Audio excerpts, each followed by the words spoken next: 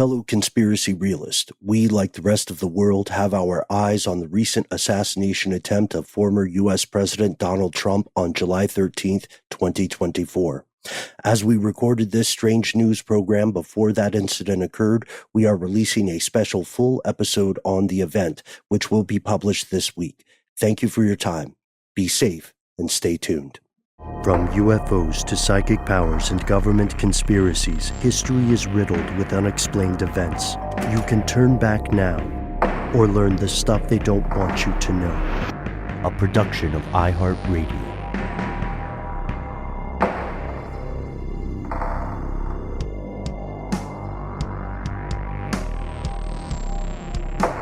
Hello, welcome back to the show. My name's Matt. My name is Noel. They call me Ben. We're joined as always with our super producer, Alexis, codename Doc Holliday Jackson. Most importantly, you are you. You are here. That makes this the stuff they don't want you to know. It is almost birthday season here at here at Stuff They Don't Want You to Know as we hurtle headlong toward August, and the news isn't stopping. Taco Bell has a retirement home just off air. We were talking about some big changes in Greece, and a lot of people are smuggling animals in their pants. That's hot again now, and they're apparently also happy to see us. Yeah, there was one great case with a guy named Matt Pancake. Real name. Stop it. Real name. You can see him on YouTube. Getting caught in a leopard onesie, asleep on a bench, after he broke into a pet store and tried to smuggle a bunch of hamsters out in his onesies for sex stuff. Unclear. We can't profile. You know what I mean? No. I'm wondering if it was out. It could have been floated out there. You tell us, folks. Maybe there is an entirely wholesome, indeed noble reason that you would need to put on an animal onesie and throw a bunch of hamsters in your Maybe hands. he just really identifies with the animal kingdom and he was just trying to liberate his people, But I will say we were watching the video that you found, Ben, on that topic with Alexis, codename Doc Holliday. And Alexis pointed out that the police were being quite fast and loose and rough with this fellow without thinking anything about the imperiled lives of the hamsters contained within that leopard onesie. Assumptions are dangerous. And Doc, yes, agreed. You made an excellent point.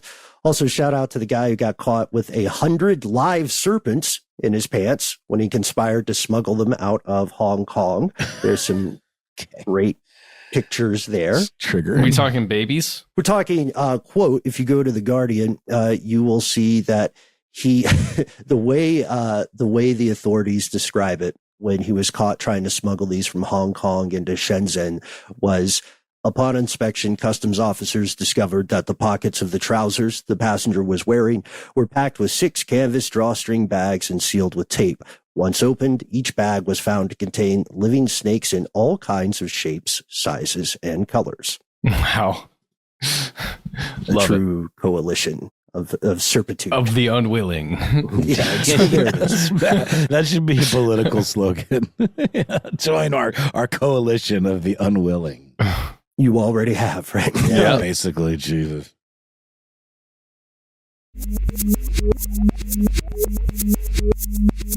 So before we move into the news, do you guys want to talk a little bit about Greece's bold new 6-day work week? Sure. It feels like a weird move in the midst of, a lot of new work from home things, new get the job done, get it done right. But we as a company aren't going to tell you, how many hours you got to put in. Just make sure you're doing what we're paying you to do. And just a lot of chatter, and I mean, understandably and rightfully so, around workers' rights and the idea of a separation between work-life, balance and all of that stuff. It does seem like a odd PR move at the very least. And I was questioning, is this because their economy's in trouble? And Matt, you pointed out it's quite the contrary, right? Well, at least according to the prime minister, right, who is kind of repping the move, saying, yeah, this is a good idea, guys. This initiative was necessary, the prime minister says, because, quote, the twin perils of a shrinking population and a shortage of skilled workers. So the thought here is instead of having a 40-hour work week as a standard for many workers, you would have a 48-hour work week. But, there are a bunch of other things they're saying. They're also saying a lot of workers, at least in Greece, And one of the reasons this was done is because they're working overtime hours and not getting paid. They're not being compensated correctly for those overtime hours they're working as a necessity. So this is putting the workers first, is the argument in some weird roundabout way. Yeah. Look, Greece already has it has the longest average work week of the entirety of the European Union. So it's kind of codifying what is already happening and making sure that people get that overtime pay. And if you work in a job where you have an assigned number of hours and you do have to go over that, you know that overtime is a huge deal. So on paper, in theory, this is not a conspiratorial thing. It's the right move. But I will add that for many, many years, Greece has had this sort of cultural understanding that a lot of people don't pay taxes or report things specifically, and there's still a big cash economy there. So it's going to be very interesting to see how this works, especially with the global contrast to so many other entities, state level or private industry, who are dialing back their work week, famously trying things like a 4-day work week. It's so weird to me because it feels like an opposite move of what they're saying it is, because apparently it's only going to apply to private businesses that provide, quote, round the clock services. So that's not like your service industry, hospitality, that kind of stuff necessarily. That's not round the clock services.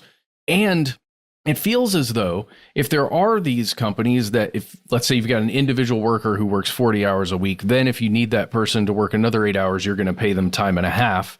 Now the company only has to pay them time, right? For your standard going wage. So in the end, it's saving companies money, right? But it's making the workers work more, probably what they were going to work with overtime anyway, but now they're going to get paid less. Well, also, wherever you live, I would be very skeptical when you hear a politician describe something as growth oriented, because the economy is not necessarily the people. But also, I didn't know this. In 2022, the average Greek employee across industry worked 1,886 hours per year. That's higher than the U.S. average, which is 1,811. And the U.S. already has a reputation of people being overworked, and not getting some basic benefits like PTO or vacation. Oh, yeah. No, absolutely. Guys, there's an added thing here that I didn't realize, and I think I already misspoke because of this new information I'm getting from The Guardian.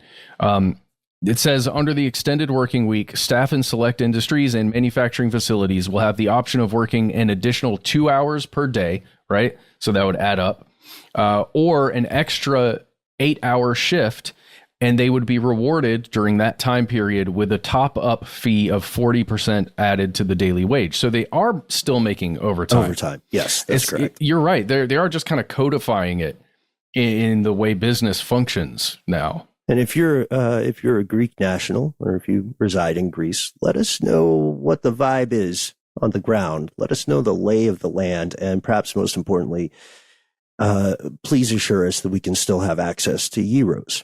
That's not a washed joke whatsoever. Yeah, I love a euro. Not gonna lie. Big fan of the Greek festival.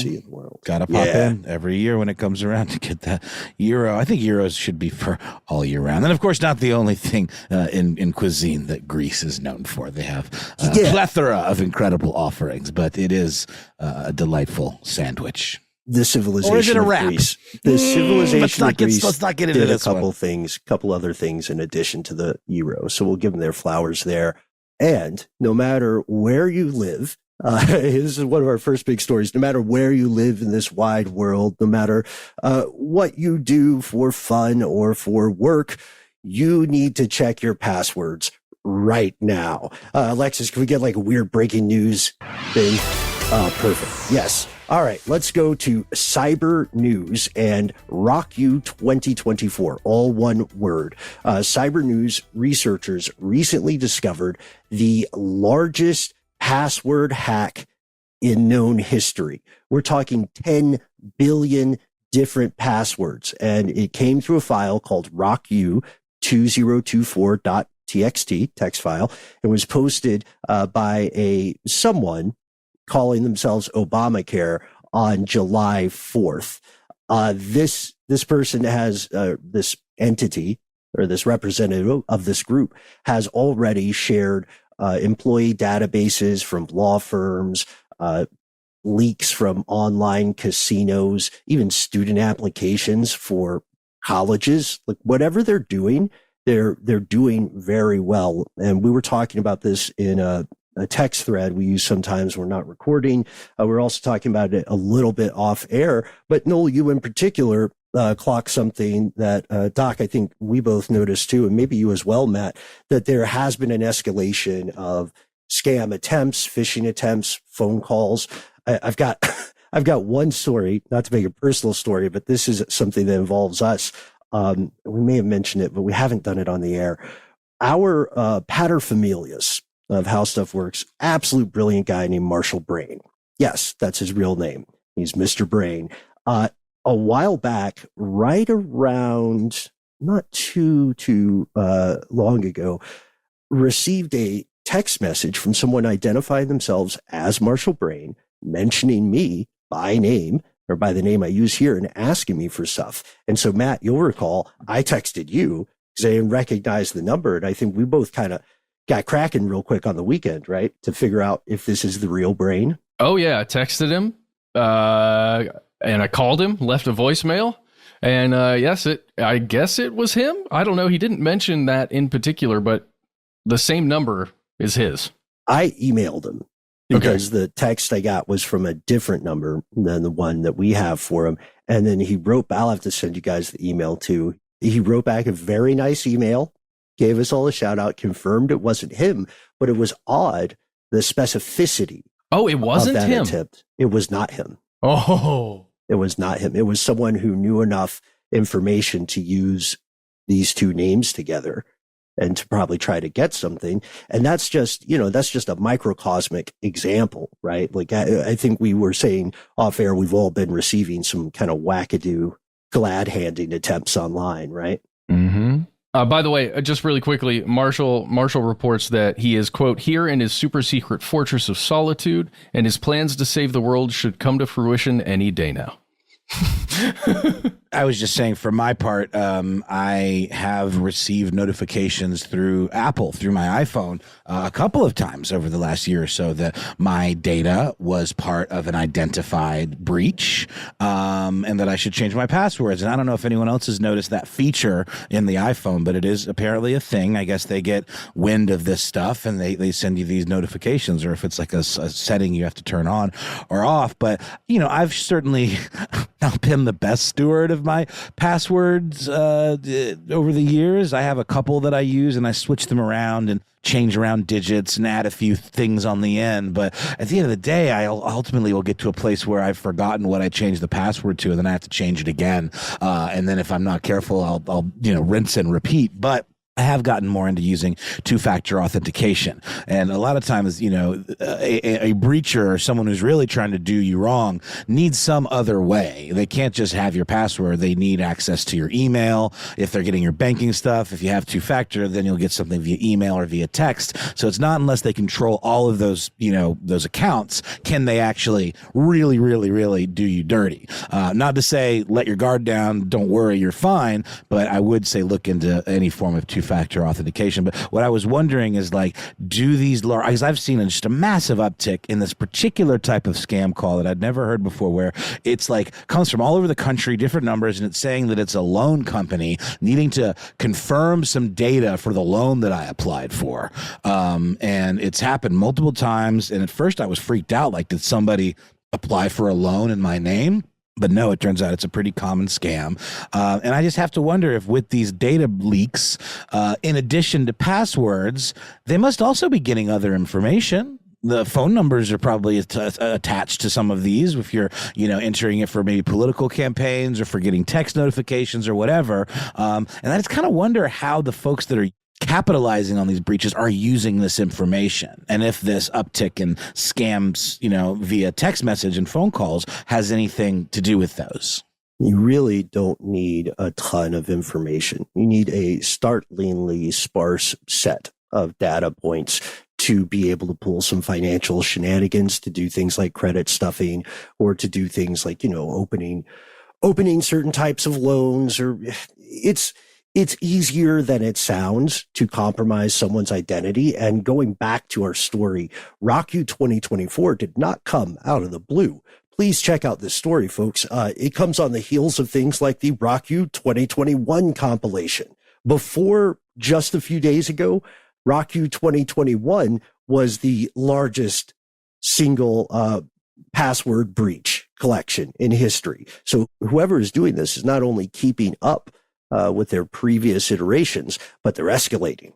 They're getting better. And no matter how secure we may feel we are, no matter how much security hygiene we practice, now is the time to go in and change your passwords. One thing that might be a concern that I don't see a ton of confirmation or conversation about here, even in some software forums, is the idea of compromising campaign databases, right? Because those calls escalate really quickly around election season. And, election season here in the U.S. is basically lobster fest. It never ends. It's always going on. So that is, to your point, I almost said a great resource. That is a very powerful resource for bad faith actors, because they can scoop up some information about you, cross-ref to a couple of other databases, and then boom, you get a very specific text that does seem like it could be legit, because they know your name. They know where you live. They might have known some things you were doing earlier. It's ethics aside, it's a pretty brilliant operation. At this point, it can be a little disturbing for people, because all the advice you're getting from the experts and from the armchair folks alike is just turn on, MFA, multi-factor authentication, reset all your passwords, even if you think they haven't been associated with this leak. But again, 10 billion more passwords than there are people on the planet. So the odds of you getting hit are very much non-zero. The odds of someone getting hit I wouldn't even say hit, compromised in this leak are virtually certain. It's probably one of us recording this evening or one of us listening to the show tonight. I got my LifeLock alerts specifically when this got released. Oh yeah? You still on the LifeLock? Mm-hmm. Back around to the phone number thing too. I've been using WhatsApp for a while, which is tied to a phone number, and I hadn't logged onto it for a while. But then a friend of mine was saying, like, "Oh, I'm trying to move all my text communications to WhatsApp because he uses an Android, and as we know, there's some weird exclusionary stuff that involves, the way Apple treats Android users, and it really is kind of obnoxious." So I totally get it, and I was fully game, and I went to log into my WhatsApp, and I got a notification saying my account had been suspended due to suspicious activity. But I hadn't used it in months and months and months. And I very quickly just filled out a little form and said, I don't know what this is about. I have no idea what could have happened, yada, yada, yada. And they reinstated it very quickly. But I know there are lots of WhatsApp scams, and I have to believe that somebody phished my account, used my phone number, and tried to use it to run some scams when I wasn't logged in because it was a dormant account. Yeah, dormant accounts, the empty parking spaces, right, are already pretty cozy for bad faith actors. If you are one of the many, many people who has a Facebook account that you never bother to use, then you probably want to check in on that bad boy too, because those can very easily be spoofed. I mean, it happens with celebrities or public figures on Instagram all the time. They get spoofed. It's a good thing to keep an eye out for. And really, the purpose of this story, it's too recent for us to have a ton of fallout for this or to know what the actionable consequences will be. But it's more a clarion call. It's a true thing, and it might feel boring to change passwords, but it's way cooler to be bored for a moment than to have thousands of dollars stolen from you. I do have a question, though. Like, at a certain point, if everyone in the world's passwords have been leaked and literally, like, everyone is compromised, are there no protections in place? Like, if everyone's being scammed, like, is there like a ceiling for this stuff? It just seems outrageous for it to be that huge, that maximalist of a leak for you to be able to target like everybody. But I guess once you get the information, then you weed through it and figure out who's the most vulnerable and who's like the weakest in the herd, technologically speaking, right? Right. Or who is the most high value target.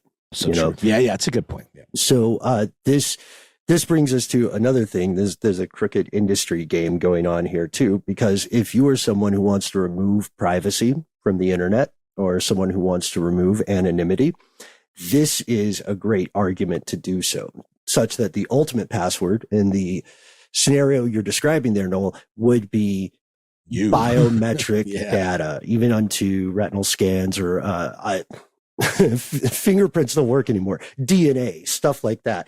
It's enough to make you think, and I know we've got to keep this one short. It's enough to make you think maybe society overall, the way we're doing it, is kind of overrated. Maybe we should just retire to that new Taco Bell retirement home. Can you tell me more about this? I got to know. What does this mean? What does this mean? Is it like the Taco Bell cantina where they serve margaritas, but they also have like beds? Like, what is the Taco Bell retirement home? Is it for people who are like too far gone and just enjoy Taco Bell for the rest of your life while you got it kind of thing? It's similar to, so I was talking with the Daily Zeitgeist guys about this a while back. It's similar to other Disney company stuff, branded retirement homes. Like the Disney one's really confusing. But if you would like to call off the rat race and live a life of quesadilla-fueled luxury, then look no further than the cantinas, where, according to Taco Bell, everyone can live like a retiree. This comes from Fox 11 out of L.A. Shout out to you guys. They say this is a, quote, luxurious experience that will offer senior-inspired recreation and cross-generational activities, early morning golf tee times, afternoon aerobics, pickleball matches. It is reserved for Taco Bell Rewards members. So you already have to be kind of Taco Bell premium, the 1% of Taco Bell. I don't know how tough it is to join the rewards club there. You can get a day pass if you're not ready to jump all the way in. And it starts in just 6 days. They start selling access to the cantinas. As we record now, it's July 10th. So if you are, like millions of Americans, I'm sure, just champing at the bit to live your Taco Bell life, then get thee to a Taco Bell on July 16th or download their app and just make sure, you get a good password. We're going to pause for a word from our sponsors, and we'll be back with more strange news.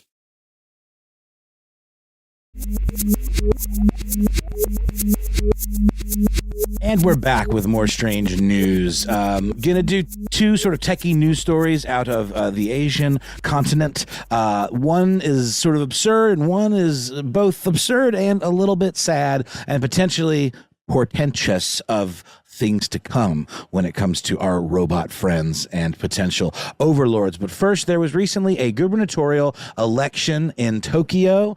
The results of that have been determined. Yuriko Koike won amidst a crazy cavalcade of opposition. And that's sort of where the story comes from. In Tokyo, Ben, I know that you've spent some time over there, and you may have been there at some point during election season, but a big part of the election cycle in Tokyo are these physical ad spaces that are sort of temporarily put up during elections that are like little squares that are kind of like these grids of squares. They're billboards on the ground that are put up, and you can rent these squares for something like $125 a day. And because of this new sort of conservative group that has been running aggressively in the city, they apparently rented out a ton of these. And I don't know if they're just trying to create subterfuge or create a situation where it's like a distraction or smoke and mirrors from the real serious candidates to kind of, throw a wrench in the works. Basically would rent them out to anyone who would pay them for their pre-rented spaces. And that has resulted or had resulted in some pretty wacky and outrageous little political ads, including ads for like pornographic material, sex shops. There was even an AI mayor candidate, and this was, of course, a gubernatorial race, running on a platform of using artificial intelligence to run the government. A guy running on a golf platform where he apparently a big part of, and this is also, there are videos associated with these, not in the squares, but online, and in the little clip or in the little square, he's kind of just showing him practicing his golf swing. wing, and pictures of pets, pictures of kickboxers, all kinds of lurid poses. And the thing is, in Japan, the law has been that anybody running for office can pretty much say anything they want as long as it's not inherently libelous or slanderous, or as long as they're not supporting another candidate, which is interesting. But I guess that makes sense that we wouldn't maybe put it exactly like that over here, because the implication would be you wouldn't really be running if you were going to be supporting another candidate unless you lose, a potential bid for a nomination. Then you put your support behind a certain candidate, you endorse them or whatever. But this new hiccup has been specifically caused by this political party that has been renting out these spaces, kind of creating a bit of a bizarro kind of show that a lot of citizens of Tokyo have commented they find distasteful and a little bit embarrassing. It doesn't really cast their city in a particularly flattering light.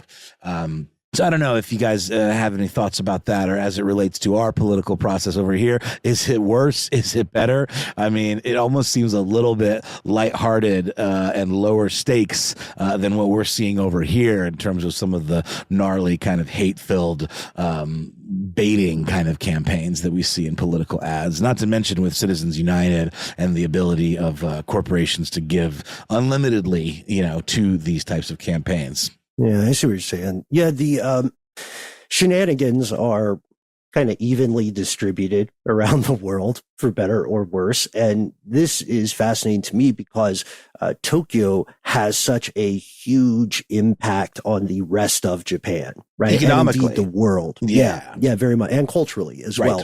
And there are still, there are definitely far-right forces in Japan. Like there are some active extremists in Hokkaido. Okinawa is going through some turbulent times right now because, yet again, U.S. service members were committing some pretty heinous sex crimes and assaults.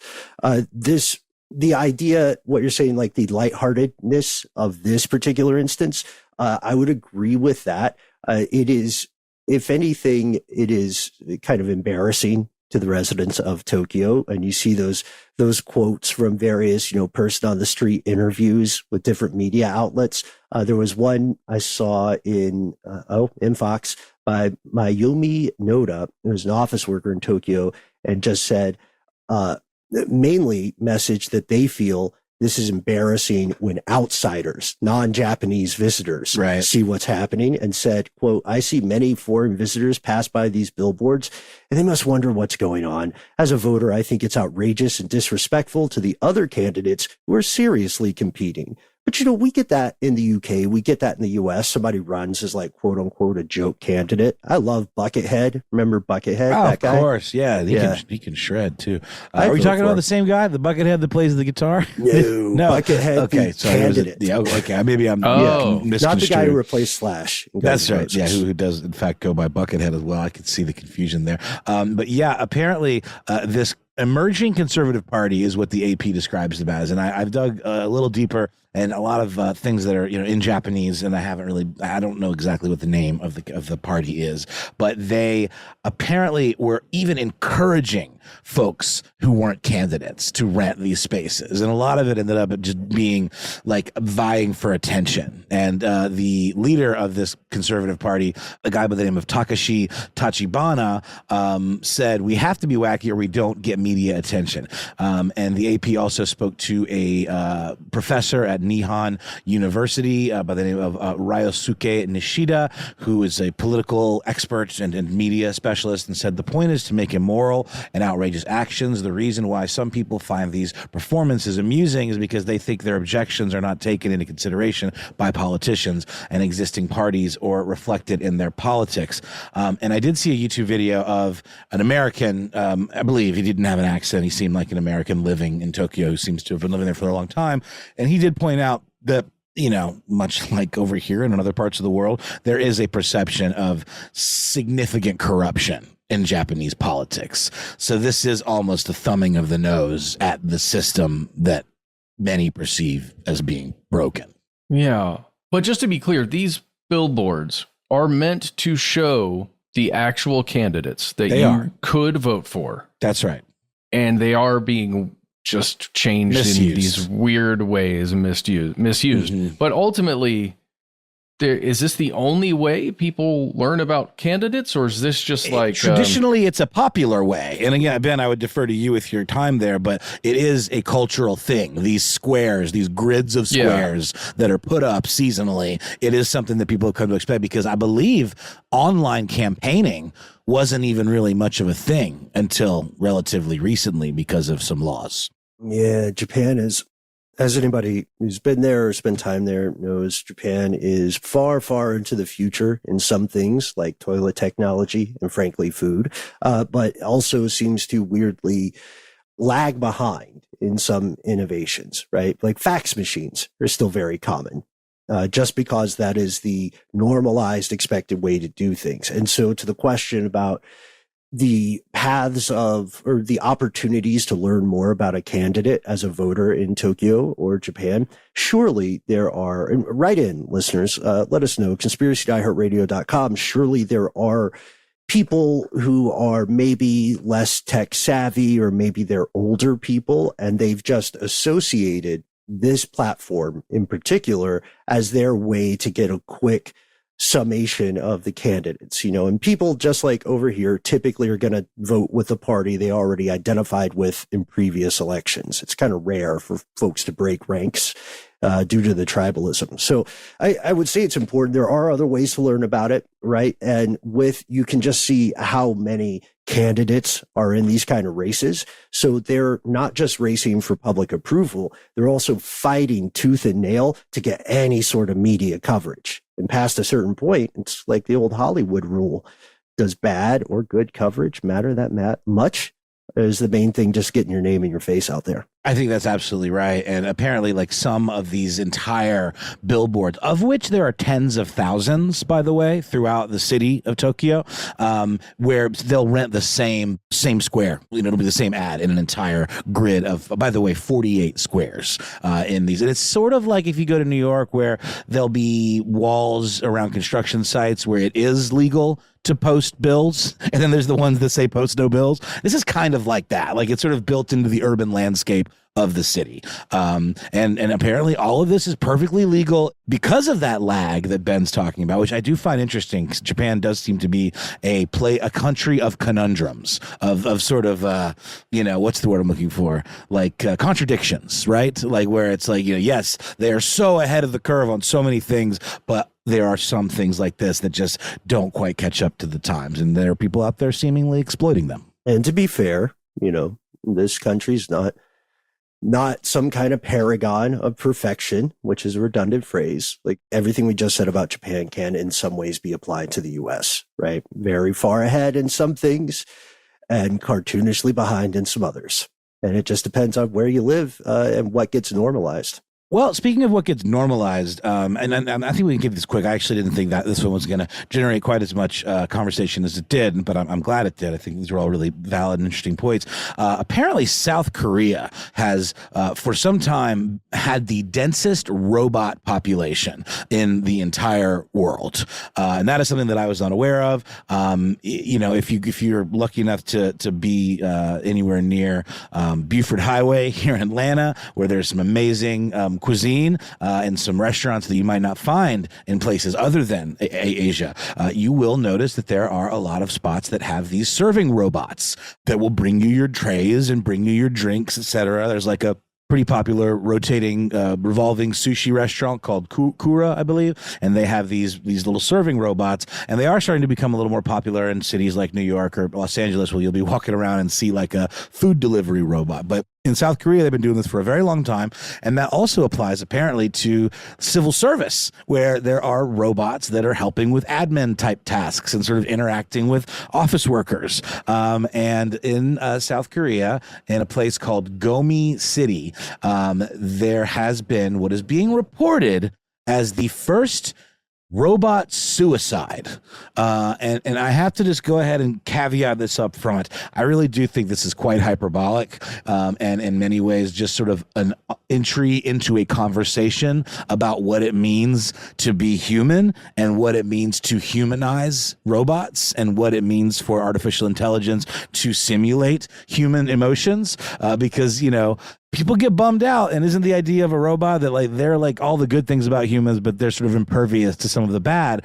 But as we know, with like things like chatbots becoming racist when you train them on the internet, they take all that stuff in too. And there is a question as to whether or not this robot was feeling overwhelmed and overworked like many of the probably other folks it was working alongside. So the robot had worked for the Gumi City Council, was found at the foot of a 2-meter long staircase where, according to some reports, including one from techreport.com, it threw itself down. I'm sorry. I think describing the idea of a robot throwing itself dead so dramatic and really clickbaity and like good for a headline, but I don't know if I buy it. It was known as the robot supervisor, worked normal shift hours like everybody else, even had its own employee card, and was very accustomed, or programmed, I guess, to operate the elevators. And that's true of, I think we've all been traveling together and maybe seen these in hotels occasionally, where they do get off the elevator. They use the elevator. They've got something where they can either extend like an R2-D2 little finger and poke the button or whatever, but they do get on and on elevators. And according to this Tech Report article by Krishi Chowdhury, the reason for the suicide is not yet been determined, but the broken pieces have been taken away in order to help determine the cause. So it's weird, though, because it's not exactly a crime scene. I mean, but it does seem, the anthropomorphization of robots really comes into play, especially in the way it's being described. And that's really the gist of it, guys. It was manufactured by a company out of California called Bear Robotics, and it began its work back in 2023. And all this writing about robot suicide, I think, is really overblown and borderline irresponsible in some ways. I don't know. Maybe that's me being a little too alarmist about it. But what do you guys think? I know we're nearing the end of the segment, but I just want I think this is worth a quick chat, and then maybe bring it back up for another episode, maybe on robot servants, or on the anthropomorphization of technology. To me, it sounds like we need to get some robot doors, kind of like doggy doors, or like the little fences that you'll put up on a staircase. Just need to install one of those, or a bunch of those, maybe. Like those curved fences they put on bridges to keep humans from throwing themselves off. No, it's not the human. I know. I'm joking. I get what you're saying. I'm totally joking. Look, I don't know anything about this manufacturer, this specific robot, but it feels to me like it was some kind of error, right? It was reported 100%. Spinning in a circle, then went off the thing. So the deep end, Matt, the deep end. It had enough. I just finished this game with my son called Stray on PlayStation. Great game. This game about a cat. Yeah, super cool. In a city full of robots. And it's very, very cool. I would recommend everybody plays it. But just this way we apply our thinking to the robots, I think you're right on that's what's happening here. Any last thoughts from you, Ben, before we move on? Yeah, but I'll save them for an episode with robot servants. Like you said, they're quite prevalent in the more developed parts of Asia. And I've had some very weird run-ins, the kind of things that leave you a little paranoid, but I'm sure everything's fine. Probably so. And again, I joke that, our robot servants / overlords. But it is the thing that we're like trying to train these things to be as human as possible without the inconvenient parts of being human. A big conversation around AI is that there comes a point where there's this sort of, critical mass point where you can't filter out the things that you're training it with human stuff. It's going to get the human parts as well. And then eventually it might just take over and start writing its code itself. But I don't know. I'm glad that you're into that idea, Ben. I think that'll be really, really cool to talk about big picture. What does the future of robot assistants, AI assistants, all of that stuff, I think could be bundled into a great episode. Well, let's take a quick pause here, hear a word from our robot overlords, our sponsors, and then we'll be right back with another piece of strange news.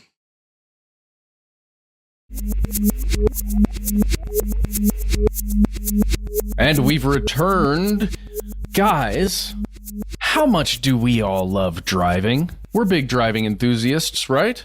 Don't love it on the regular in traffic and just for like functional purposes, but out on an open road type situation, I had rented kind of a souped up, cooler car than I normally possess. That was awesome. I live for that. But like, yeah, in Atlanta, driving kind of sucks because of, the traffic and a lot of it isn't driving at all. It's just sitting there. I love it for a number of personal reasons related to, of course, one of the first shows I did with this network car stuff, but also depending on the kind of situations you're in, it can be a much more dependable way to transport yourself or things as opposed to cargo ship or as opposed to flight, because getting caught without wheels when you're at the mercy of a rental place or an airport and inclement weather, it's never an ideal situation. So for many, many reasons, I think there's a poetry to the open road and the idea of vehicles here in the U.S. Obviously, it's not great that the majority of people living here are forced to depend upon those vehicles, but they're just cool. They're just so cool, man.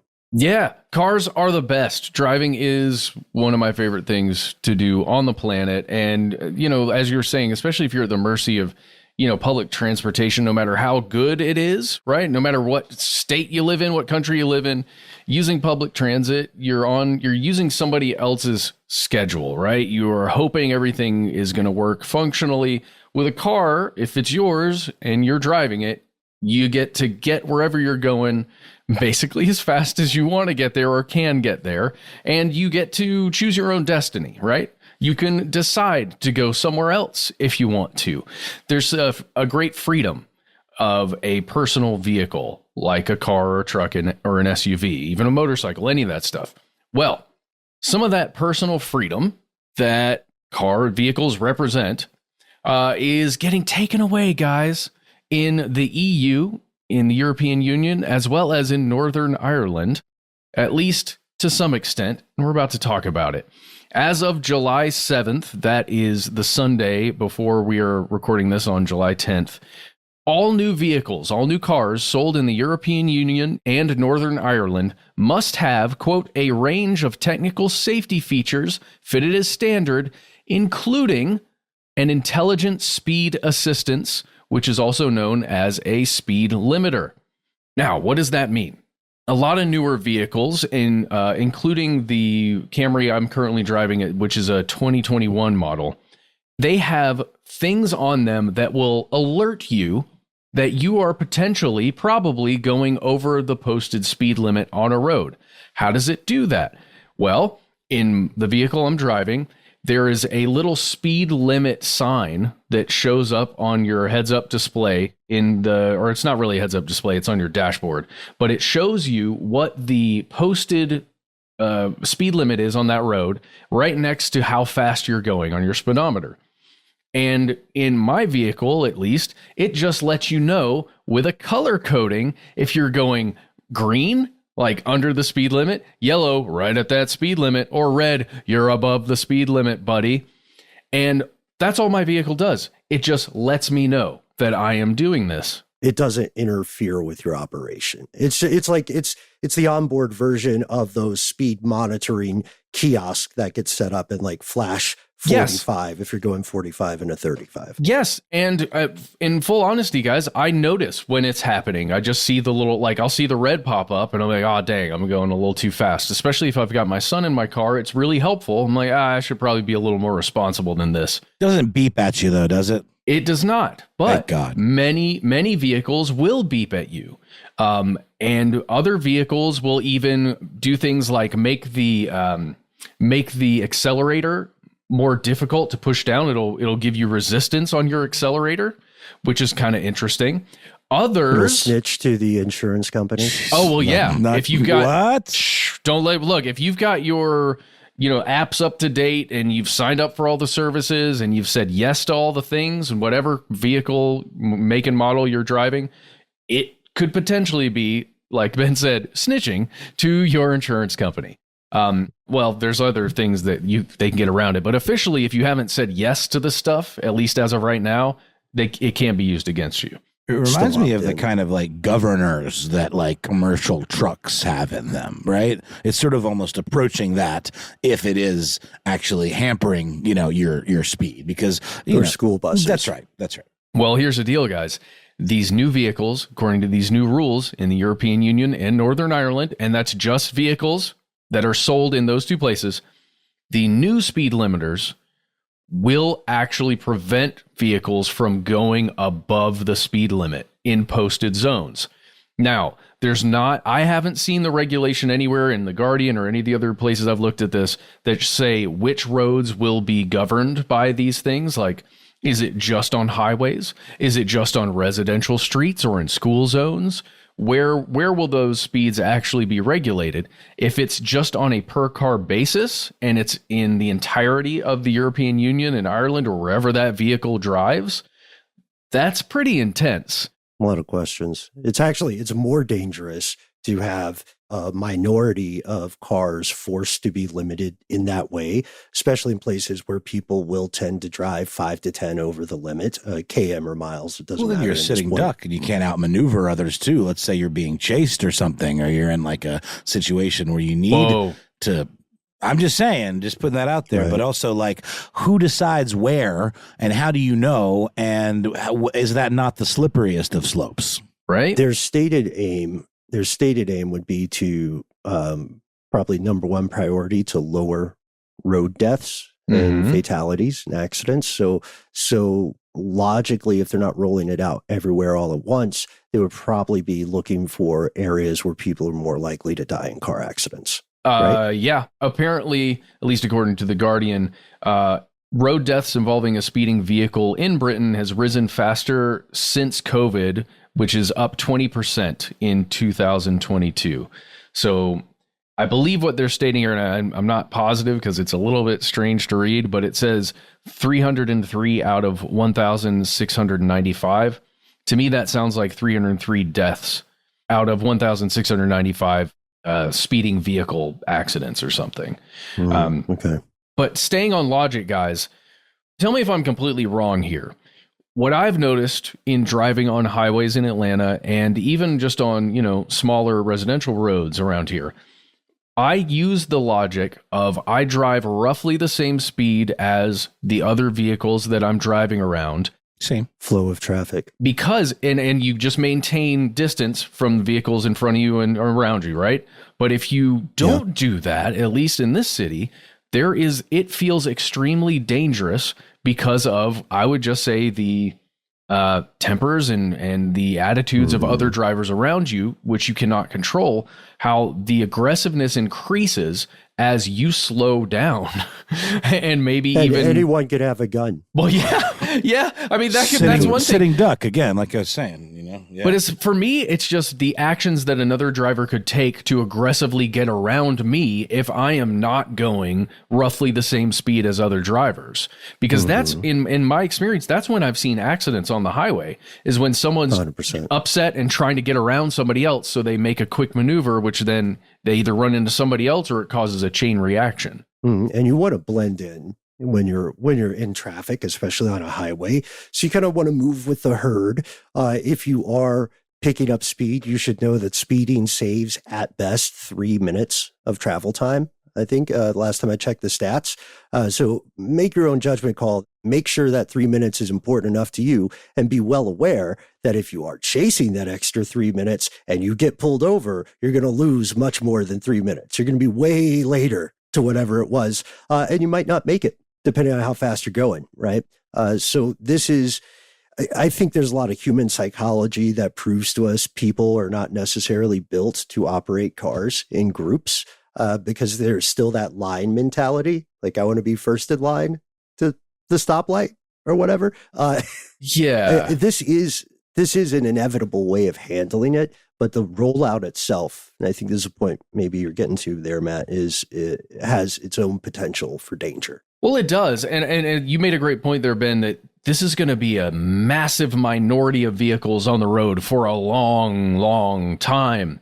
Not many people go out there and buy a brand new model, whatever, right? And then go take it on the road. Most people, at least the ones that I know and the statistics I'm seeing, you buy a vehicle that's at least a couple of years out of date from the brand new model. And that's a strategic thing. That is that comes to how much money you're going to spend. It has a lot to do with a lot of things. Well, mostly because the brand new model is crazy expensive for what you're getting, especially since it loses a lot of its value as soon as you drive it off the lot, right? That's something we've talked about over and over and over again. So there's just going to be a tiny number of cars that have to go the speed limit and stay as far over as they possibly can so other cars can go zip around them dangerously. I would also be pissed in the UK with this kind of control, even though there is a lot of validity to it. I would understand the perspective of someone who says it's already crazy expensive to own and operate a car in London, in particular, like the road taxes you have to pay just to drive your car are nuts. So I could see how a lot of people would get het up about this, as we used to say on car stuff. Yeah. But the UK is out of this. It's not in the picture for this. Yeah, Northern Ireland, I mean. Yeah. Yes, exactly. Yeah. Well, yeah, exactly. Right. So that's going to create a whole other thing, right? Because if you take highways far north enough, you're going to be dealing with this stuff. And again, it's only in new cars. So if you want a solution to this and you're going to buy a car in the next ever, just buy a vehicle that was manufactured before 2025. Yeah, honestly, they're not perfect, but they will. I am increasingly bullish on this. I don't think you should buy new cars if you can avoid it. And increasingly, the older cars become more attractive because there's still something that you own versus the newer models, which are very, very much pushing for subscription models. And if you're subscribed to something, that means you never really own it. You know what I mean? So self-sufficiency is always a pretty good thing when you can possess it. Agreed. My favorite writing about this thus far has come out of The Utopian by a gentleman named Matt Hardigree. Really love your writing, Matt, if you ever hear this. He just makes this really great point. He says speed limits, they're part of the social contract that we've talked about many times when we talk about the lines on the road, right? But he says, you could drive 1 mile over the speed limit and expect to get away with it. But you rob one bank and all of a sudden there's a manhunt. I'm sorry. I love that. It feels like us talking on the show, specifically Ben. It sounds like you to me because it's just like this. It's a perfect joke to me. It is honestly, there are emergency situations where you have to break a law. I'm not saying necessarily a bank robbery, but you've got, what's the old 80s film trope? You have a pregnant person giving birth in the car. You would want to get to the hospital. You want to arrive at the hospital before the baby arrives on Earth, right? Yeah. That's a heck of a ticking time bomb scenario. Or a grievous injury, a natural disaster is another thing. Like every year, there are a ton of people in the U.S. who have to temporarily evacuate due to things like hurricanes.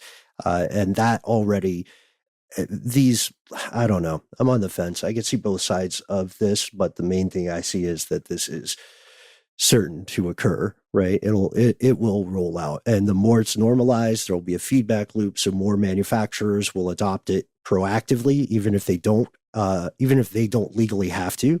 They'll adopt it just because it gives them a better chance to sell cars in the EU, Yeah. Well, and Matt makes this point that I really think will resonate with us guys. He says, increasingly car makers are trying to take the role of driving away from the driver. This view sees the driver as an unfortunate necessity, a stand-in for a computer that will eventually do the job. And that view within car manufacturing is winning. So this concept of like the excitement, the freedom that you feel getting in a car, it will go away. As you're saying, Ben, all of that stuff, it's just going to go away eventually. We'll just have to cling on to, a 19 what I don't know the year, but the 1980 something Dodge Charger, man. Well, no, we have talked about that though, and there is, I think, one could argue, a greater good argument there, where, like, you know, statistically speaking, if this were the case and the technology was good, it would reduce deaths, and there might be a future where that feeling you guys are talking about would be relegated to an experience you pay for, you know, on a track or something that's like outside of the realm of like other people, you know, being potentially in harm's way. And I know that likely sucks to a lot of auto enthusiasts, but I'm wondering if you guys have thought about the flip side of that, if there is a greater good argument here, if, you know, sufficiently advanced enough technology were to come about. In depth, yeah, especially in car stuff, at least on my end. Maybe, I can't remember what show I made this analogy on, but one comparison could be the idea of horses, right? Pre-automobile and internal combustion engine, a lot of people would engage in transportation with horses, right? Because it's smart, it's been around for a while. But now, as the automobile became more normalized and more affordable, now horses have been kind of relegated to this nostalgic thing for the rich. And that might be what happens with cars that you drive yourself. It might be, you know, I can't remember the sci-fi story, but there's this great mystery sci-fi story about a world wherein fossil fuel emissions are much more closely monitored. And there's a guy who is just sneaking out and driving his old school, like it should be in a museum type of car.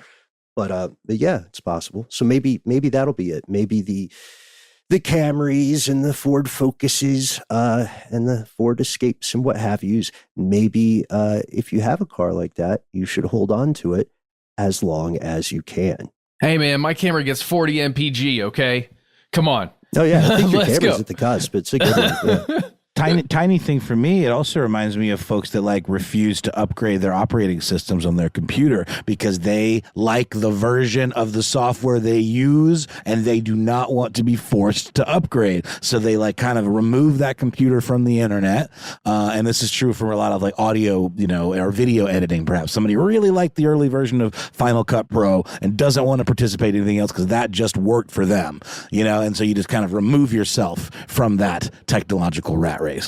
Well, unless you cannot remove yourself at all, because if you own a vehicle, even in California, Senator Wiener, yes, that's right, Scott Wiener, he proposed a bill back in January to do this very thing in California. So it might be coming our way. That bill, by the way, it's not going through. And that cat is very excited to exit this room. So why don't we exit this segment? Thank you, Doc. Here we go. And this brings us to one of our favorite parts of the show. This is where we pass the torch to you, fellow conspiracy realists. Have you, like some of your faithful correspondents, traveled abroad and ran into the robot revolution? What do you think about cars? I got my car stuff hat on for this. Really interested to hear the future of automation, the greater good arguments. And then, of course, change your passwords. We can't wait to hear from someone who is actually attending the Taco Bell retirement home. Reach out to us online. Tell us about all this. And most importantly, tell us what it's like to live Moss. It's a Taco Bell tagline. Yeah, exactly. I'm doing Taco Bell references. Live more. Yeah, I got it. It's good. It's true, though, Ben. You make great points here, and you can, in fact, reach out to us in various ways, including on the internet, where you can find us at the handle Conspiracy Stuff, where we exist on Facebook, where we have our Facebook group. Here's where it gets crazy. Get in on the conversation there. Send us your memes and your hot takes on topics of discussion here on Stuff They Don't Want You to Know. We are also Conspiracy Stuff on X, FKA Twitter, and on YouTube, where we have video content coming at you on the regular. On Instagram and TikTok, we're Conspiracy Stuff Show. Do you want to call us? Call 1-833-STDWYTK. That's our voicemail system. You'll have 3 minutes. Give yourself a cool nickname and let us know what you think about this episode or any other episode or any topic at all. Give us a suggestion for a show we should do. Anything. We want to hear from you. If you got more to say than can fit in 3 minutes, why not instead send us a good old-fashioned email? We are the entities that read every email we receive. Be well aware, sometimes the void writes back, and it can't wait to hear from you. Conspiracy@iHeartRadio.com.